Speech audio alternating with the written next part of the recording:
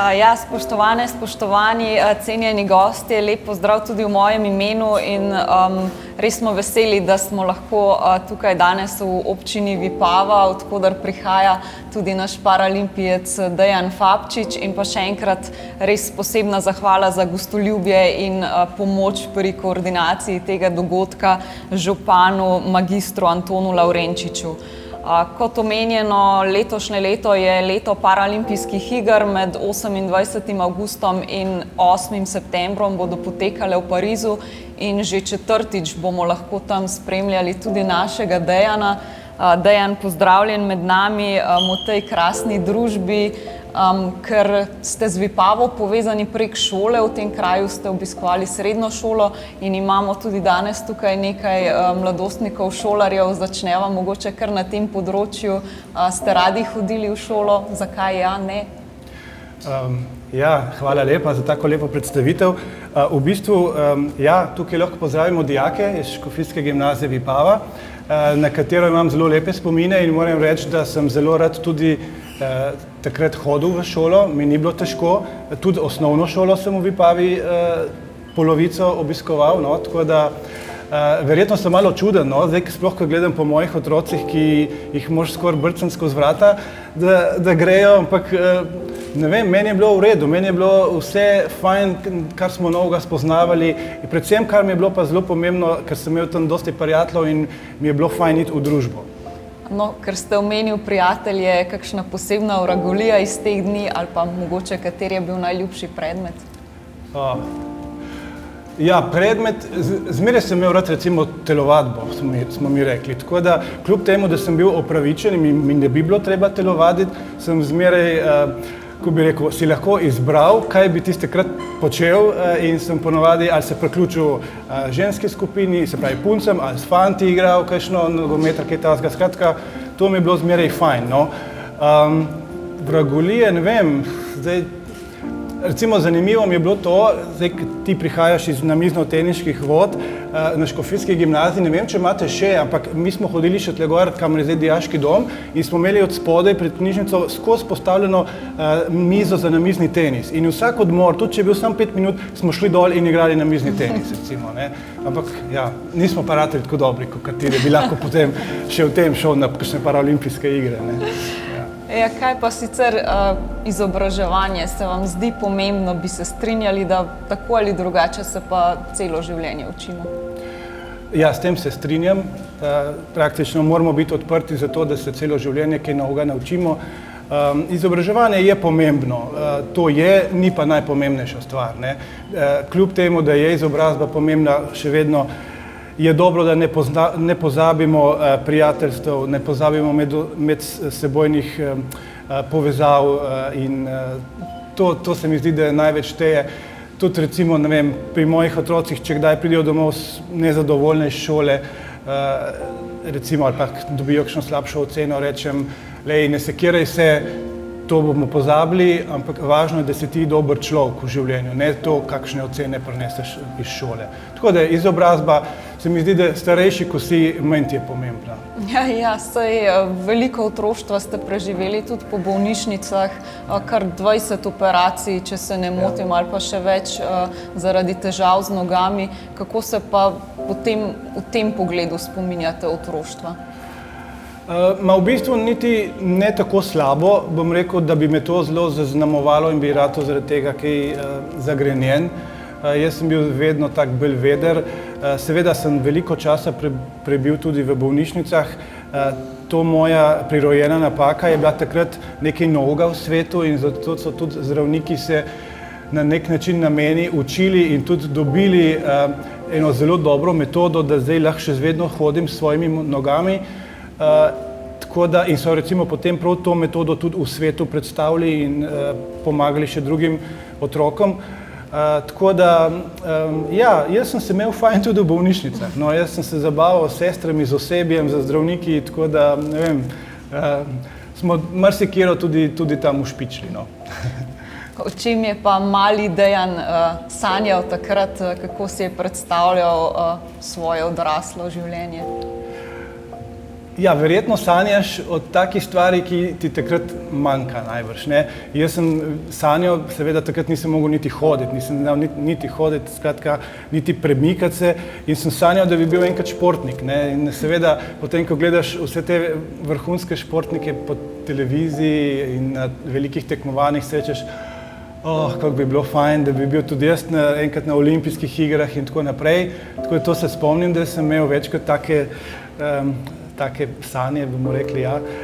Spomnim se tudi enkrat, recimo, da sem sanjal, ko sem gledal po televiziji olimpijske igre, da bi enkrat zastavo nosil na otvoritvi, recimo, no, in to se mi v Tokiu izpolnila ta, bom rekel, želja, oziroma, ja, se niti ni bila želja, nisem si niti upal o tem razmišljati, ampak ja, je res nekaj posebnega, no, tako.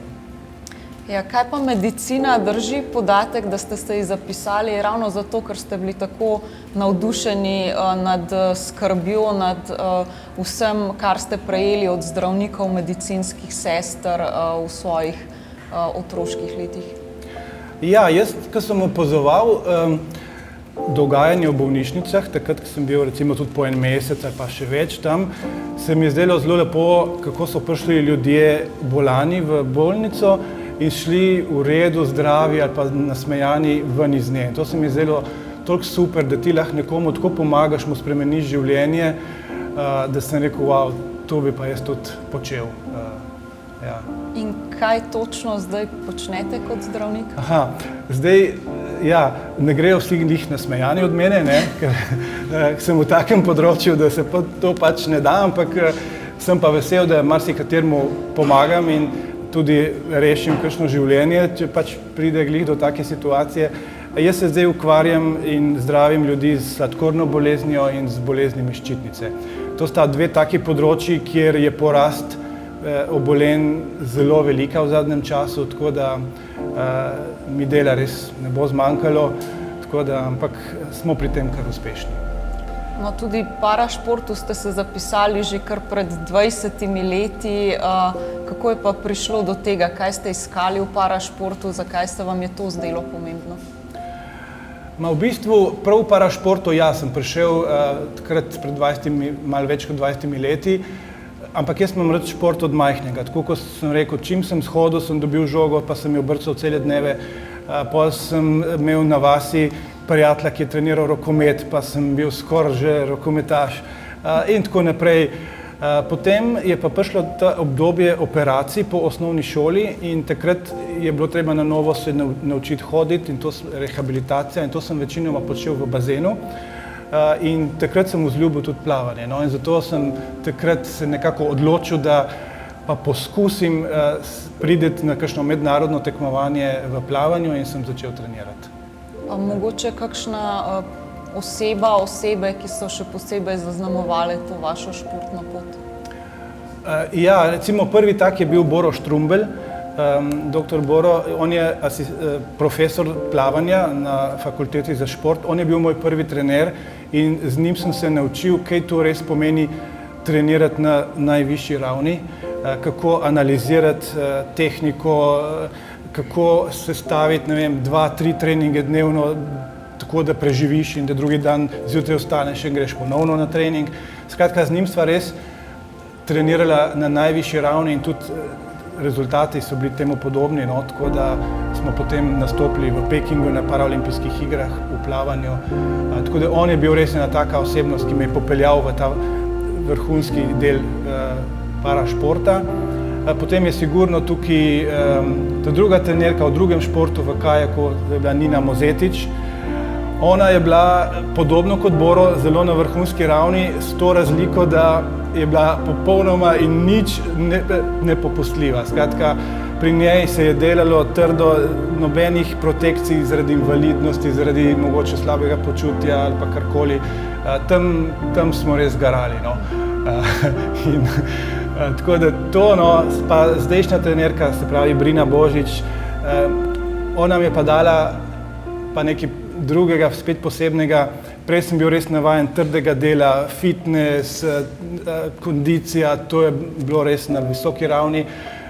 Brina mi je pa dala predvsem to, da je potrebno v športu kdaj se tudi umiriti glavo in tako sploh v tem našem lokoselskem športu, tako da Tako da ja, vsak po svoje je precej prispeval. No.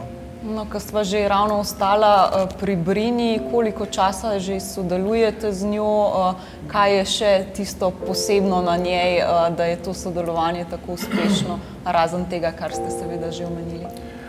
Ja, zdaj z Brino sodelujeva dobrih 5 let in lokostrelstvo je taka panoga, da res potrebuje čist drugačen pristop k treningu, kot sem ga bil do zdaj vajen. Ne. Prej je bil adrenalin, prej je bila moč, kondicija in to. Tukaj pa zdaj res moraš biti čim bolj umirjen na tekmi, a hkrati dovolj aktiviran, da si sposoben narediti strel za strelom. To je 72 strelov recimo na tekmi v kvalifikacijah. Tako da, kar je dela prav posebej, še posebno je pa to, da je zelo vztrajna in nikoli ne obupa, no, ker mi smo začeli lokostrelstvo res iz nule, ne. Plavati znamo vsi recimo, ne, v kajak se tudi nekako usedeš pa gre, ne. Lokostrelstvo je pa taka panoga, da rabiš svoj čas, da dozoriš, da postaviš vse na svoje mesto in ona je pri tem res vztrajna in ja, tako da to res cenimo, ja. No, omenila sva, da so za vami že 3 paraolimpijski nastopi v 3 različnih športih, res fenomen na tem področju. Mogoče potem z vsakih iger tudi za vas kakšno posebno doživetje ali pa poseben spomin, ki vas veže nanje? Ja, vsake paraolimpijske igre so bile res prav zgodba zase. Prve v Pekingu, se veš, prve ne pozabiš nikoli. Jaz sem bil tam vzhičen, občudoval vse po vrsti, od olimpijske vasi do tekmovališča, od organizacije, ta olimpijski duh. Plavali smo takrat, če se spomniš, v vodni kocki, to je bil res tak veličasten objekt, ki že ko si prišel noter, te je tako navdalo z neko posebno energijo, no. Zanimivo pri tem je bilo, da v Pekingu, ko sem bil na paraolimpijskih igrah, praktično nobeden razen mojih staršev ni vedel za to. Ni bilo medijev, ni bilo kamer, ni bilo fotoaparatov, skratka nobeden ni sploh vedel, da paraolimpijska reprezentanca obstaja, po moje. Ja, pa še zablokirali so nam Kitajci družbene medije. To je pa spet druga zgodba, ja. Kitajci so vse blokirali, tako da tudi mi nismo mogli objavljati pa se pohvaliti, da smo tam, ne. Potem je prišel Rio de Janeiro, kjer je bilo z tega medijskega vidika velik napredek. Tam smo pa že res imeli jumbo plakate, mediji so pisali o nas, zelo velika razlika na tem področju. Rio de Janeiro je bil meni zelo prisrčen, ker v Braziliji je to vse tako sproščeno, spontano, kaj ni štimalo, ni problema, oni so malo zaplesali, bomo zrihtali, tako res super igre, take sproščene. Zdaj, ko smo jih vprašali, recimo en dogodek, no, mi smo imeli tekmovanje s kajaki v eni laguni, kjer se od največje favele na svetu, tam v Rio de Janeiro, zliva vse dol od Plake v tisto vodo. Oni so se ful trudili, da bi ščistili tisto vodo, ne, ampak jim ni uspelo in mi smo samo pazili, da ne bi se kaj dotaknil mogoče tistega res umazane vode, ne. To gospod novinar Rigar je prav napisal takrat, da sem veslal v gnojnici, ne. Skoraj tako je bilo, no. Skratka, in en dan je bilo res slabo vreme, visoki valovi, veter in jaz sem zapel z veslom v eno rastlino, ki jo nisem videl in sem se zvrnil noter v tisto vodo. In ja, potem je bila takoj panika, ne, seveda, da bom zbolel in tako naprej. Sem prišel samo ven z vode, tam te pripeljejo reševalci in me je že čakala trenerka z eno tako cevjo, tako šlaufom, rečemo po domače, in me je kar tako delč prala. Tako enih 15 minut me je šklopila, tako da, ampak se je srečno izteklo, tako da ni bilo nobenega tazga, potem slabega dogodka zaradi tega, no. Peking, če se pol še mogoče zaključim, je pa spet nekaj posebnega, ne. Tokio. Pardon, ja, Tokio, ja. Tokio je bila pa še korona in smo bili zaprti noter v olimpijski vasi v mehurčku, z maskami hodili okrog, ampak zanimivo, glede na to, kaj se je tisto leto prej vse dogajalo, pa so odpadle najprej igre, oziroma bile prestavljene za eno leto, ni bilo nobene slabe volje, mi smo bili vsi veseli, da smo sploh lahko šli tja. Kljub temu, da si recimo Tokija razen olimpijske vasi nisem videl prav nič, ne. tako da smo bili samo tekmovališče in to, ampak tudi prijetno, no? Ponovno druženje po tem, ko smo bili eno leto zaprti. Ne? Kako težko se je pa sploh uvrstiti na Paralimpijske igre? Vam je to uspelo v 3 različnih športih? Navadni smrtniki bi ob tem mogoče pomislili, da ne more biti prezahtevno, pa se motijo. Ja, seveda, ko pomisliš na mojo zgodbo, si misliš, dobro, oni se loti nekega športa in gre na Paralimpijske igre, ne, mu dajo karto in čau, ne. Ne, res ni tako, no. Zdaj, parašport je rato toliko profesionalen, da je zelo težko priti na Paralimpijske igre.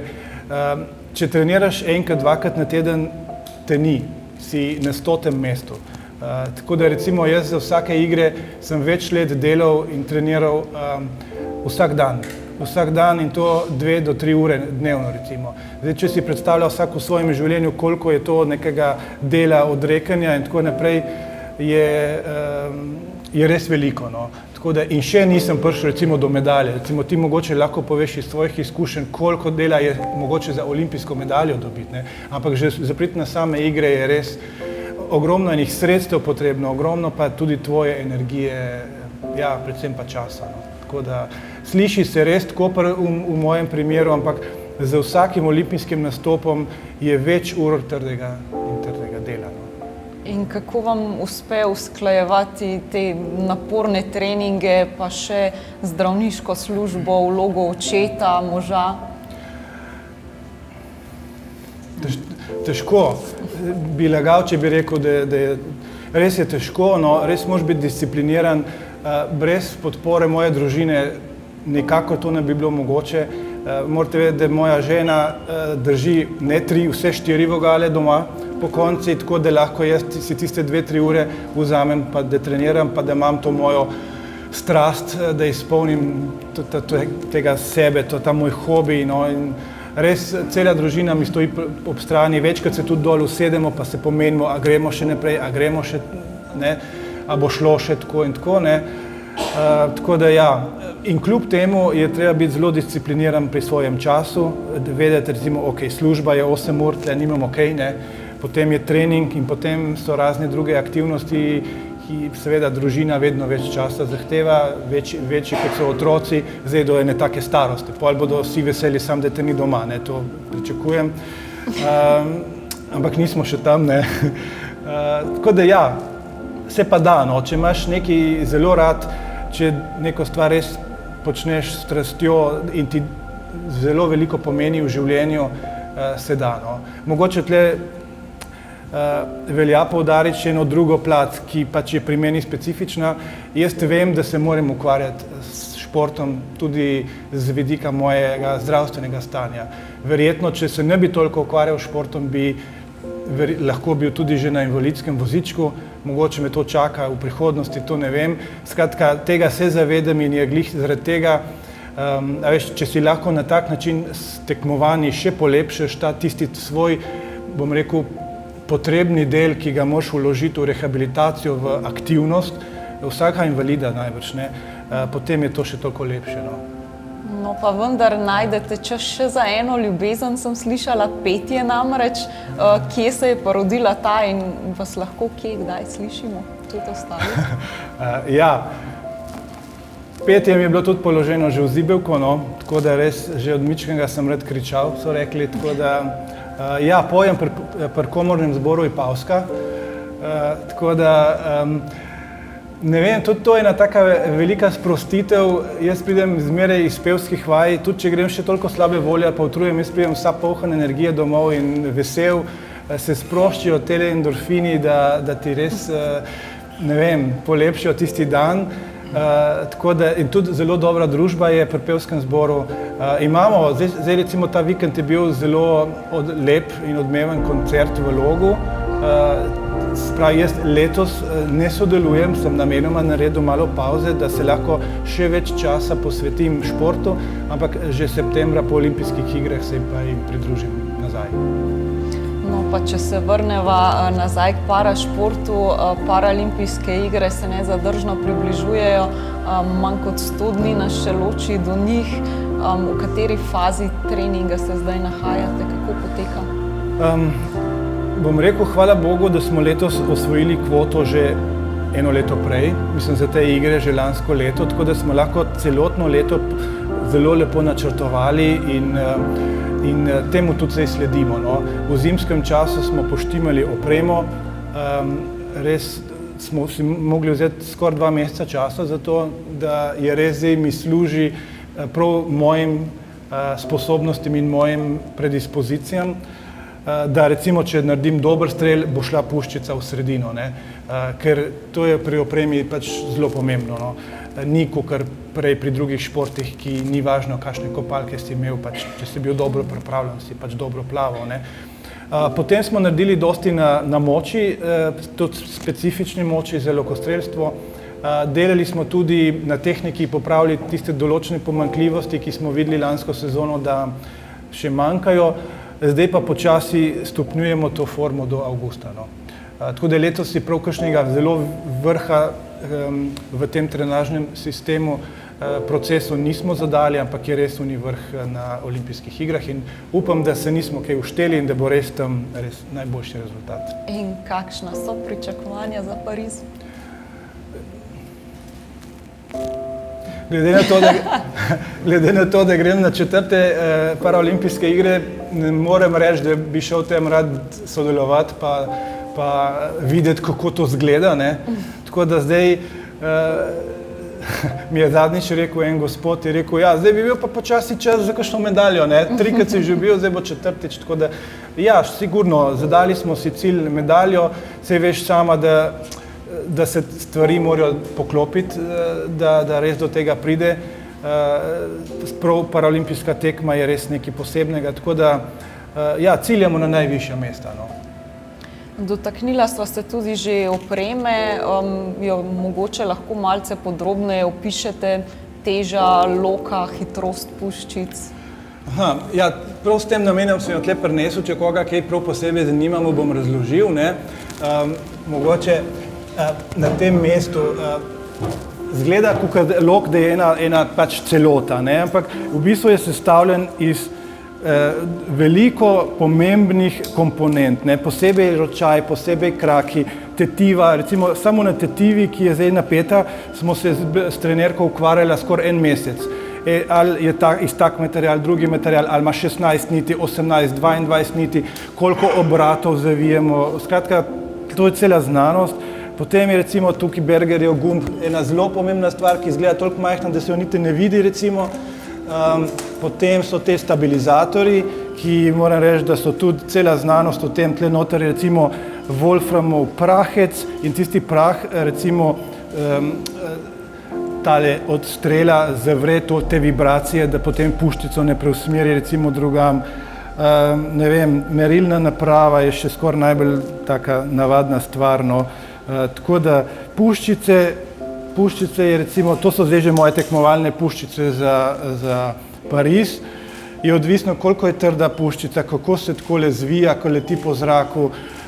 Testirali smo recimo vsaj 10 različnih peres, za veter, za dež, za normalno vreme. Skratka, ogromno enega dela. Zdaj, glede na to, da to je v tem trenutku res vrhunska oprema, si lahko predstavljaš, da je tudi zelo draga in prav zaradi tega je zelo pomembno, da ko greš na tako tekmovanje, da ne greš z nekim lokom za 100 evrov ali pa 200 evrov, ampak tukaj res govorimo o tisočih, ne? Tako da pri tem seveda ne gre brez kakšnih sponzorskih sredstev, no? Tako da v tem primeru, kar imamo tle vidimo, se imam jaz res za zahvaliti podjetjema Mebloyogi pa Mlinotest, ki sta mi pomagala, da smo lahko nabavili tako res vrhunsko opremo za vrhunsko tekmovanje. Tako da na tem mestu hvala lepa Roku in hvala lepa Jerneju za to, da so pomagali pri tem delu. No. Ja, res vse pomembnejši del športnikove poti tudi sponzorji. Vaša celotna življenjska zgodba pa v navdih sicer tudi marsikomu drugemu.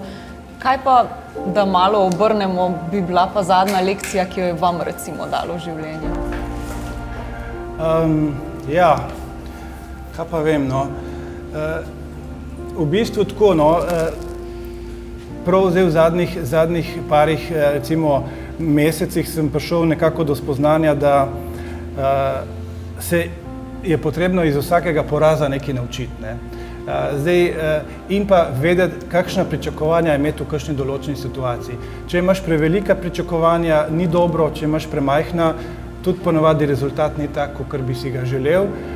In tudi ni konec sveta, če ti kdaj kakšna stvar ne uspe, ampak sej takrat je težko v tistem trenutku, no, ampak moraš nekako pomisliti, kaj bi dobrega iz tega lahko potegnil.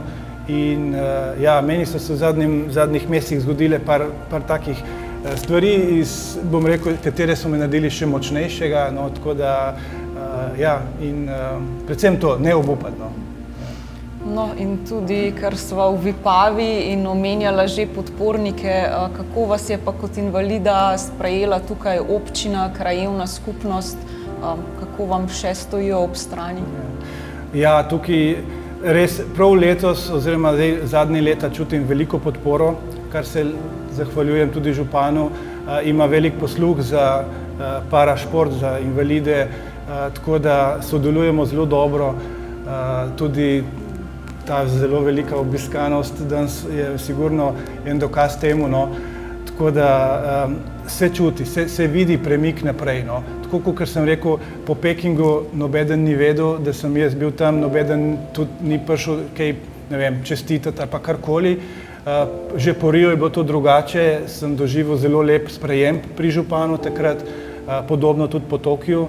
Tako da zdaj pa čutim to podporo že preden grem na olimpijske igre in to se mi zdi zelo lepo, no. Tako da hvala lepa. Ja, sva pa tudi danes v Vinogradniškem muzeju, zagotovo ena od največjih značilnosti Vipave, Vipavske doline na splošno. Kaj bi še rekli, da si je v Vipavi nujno ogledati, če smo recimo tukaj samo en dan? Ja, veliko je za videti tukaj pri nas, no, tako da zdaj recimo jaz prihajam prav iz Podnanosa, mi radi rečemo, da je Podnanos rojstni kraj slovenske himne, tako da zaradi tega zelo lepo staro jedro za si pogledati. Potem tukaj v Vipavi sigurno izvir Vipave morate videti, ne smete pozabiti iti na sladoled Hmarjanci recimo, tako da ja, veliko, mogoče se boste pol še kaj županov, ampak ja, to so predvsem izvir Vipave, no, to je zelo taka stvar, ki jo je treba videti. No, pa naj še župan magister Anton Lavrenčič morda pove nekaj besed Dejanu ali pa nam vsem zbranim. Lepo pozdravljeni obiskovalke in obiskovalci, predstavniki Paraolimpijskega komiteja, pa tudi s tom zunjem, ko se zahvalim, ker podpirate našega Dejana.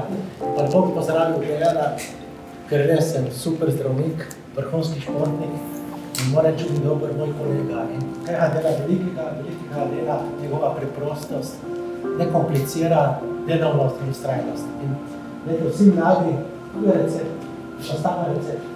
Vztrajajte in boste prišli do tega, kar je Dejan, ker čaka 4. olimpijske igre in tukaj Dejan kaj podobno. Dejan ni sam športnik, je tudi velik promotor, tako svoje vasi Podnanos in naše občine. Kamorkoli grem, omenjam, kje prihaja. In to je res ena velika in dobra spodbuda tudi za šport, za vas mlade, da greste v šport, ker šport vam daje na zadovoljstvo in zdravje. In upam, da boste tudi to nadaljevali še naprej. In kar mi je predejali, tudi kar sem začel razmišljati, imamo veliko invalidnih organizacij, tukaj pripravljamo Cirius, Vedica. In prav tukaj mi daje navdik, da moramo na tem področju nekaj več narediti. Tukaj ste računali dosti na Paraolimpijski komite, pa tudi na Dejana, da v prihodnosti naredimo kakšne dobre programe in pa infrastrukturo. Zakaj ne bi naredili 2-3 koraka naprej? Jaz sem prepričan, da jih bomo. No, ampak od nas ne bi o tem, dajmo se meni to Dejanu, dajmo mu zaželeti en fajn rezultat, potem sem prepričan, da Dejan bo naredil fajn rezultat, ampak mi bomo bili ponosni posebej. Ti si naš. Želim tudi vsej slovenske reprezentanci, ki bo za našo zastavo, da smo imeli en fajn rezultate. In želim tudi vsem, ki bodo na igrah. Sej pač šport je svetovna reč in vsi ga moramo podpirati. Na nas navijaček je pa, da čim bolj to podpiramo, navijamo in mu res to zaželimo, da prenese no fajn reči, Vipava naša in pa tudi danes. Hvala, Dejan, in še tako naprej. Hvala.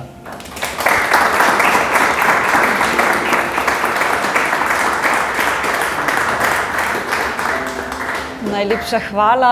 Dejan, midva sva bila že kar izčrpna, pa kljub vsemu morda še kakšna zaključna misel z vaše strani.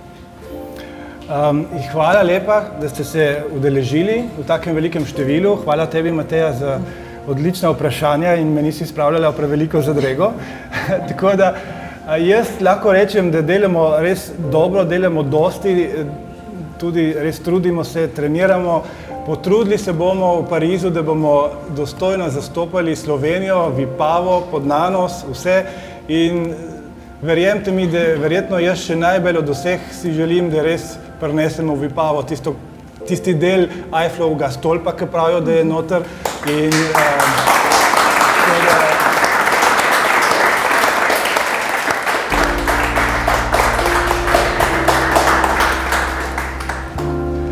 no. In ja, če bo, ste potem seveda spet vsi vabljeni, da potežkamo. Ja. Absolutno hvala, Dejan, seveda držimo pesti za to tudi mi.